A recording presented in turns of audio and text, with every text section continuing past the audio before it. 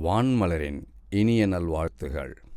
இன்று 2026ஆம் ஆண்டு ஜூலை மாதம் 18ஆம் நாள். இன்றைக்கான இறை வாக்கு: இஸ்ரவேலாகிய நாங்கள் உமக்கு விரோதமாக நானும் என் தகப்பன் வீட்டாரும் பாவஞ்செய்தோம். நெகேமியா 1ஆம் அதிகாரம் 6ஆம் திருவசனம். விடாமுயற்சி.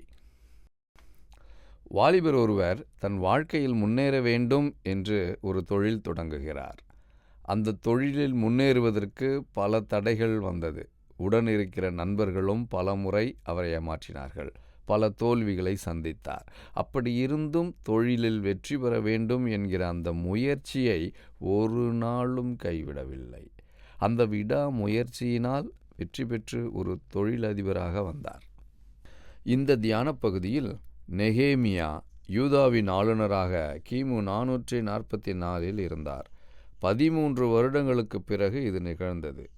எருசலேமின் சுவரை திரும்ப கட்டவும் நகரத்தை பலப்படுத்தவும் நெகேமியா கட்டளையோடு வந்தார்.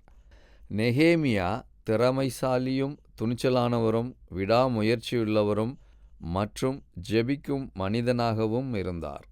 பல எதிர்ப்புகளுக்கும் மத்தியில் 52 நாட்களில் சுவரை கட்டி முடித்தார். நெகேமியா தன் மக்களுக்காகவும் யூதாவிலுள்ள மக்களுக்காகவும் நேரிட்ட துன்பம் தொல்லைகளுக்காக 4 மாதம் அதிக கண்ணீரோடு தன் இருதயத்தை கடவுளிடத்தில் ஊற்றி துக்கித்து உபவாசித்து மன்றாடினார். இங்கே நெகேமியா தனது ஜெபத்தில் எருசலேமின் மதில் சுவருக்காகவும் முன்னோர்களுக்காகவும் அவர்கள் செய்த பாவத்தை குறிப்பிடுவது மட்டுமல்லாமல் அது தனது பாவம் என்றும் ஒப்புக்கொள்கிறார். கடவுளின் கட்டளையை விட்டு வழிமாறி போகும்போது நெகேமியா ஜெபித்ததைப் போல இன்று நாமும் பிறருக்காகவும் உதவி செய்வதிலும் ஜெபிப்பதிலும் நேசிப்பதிலும் இருக்க வேண்டும்.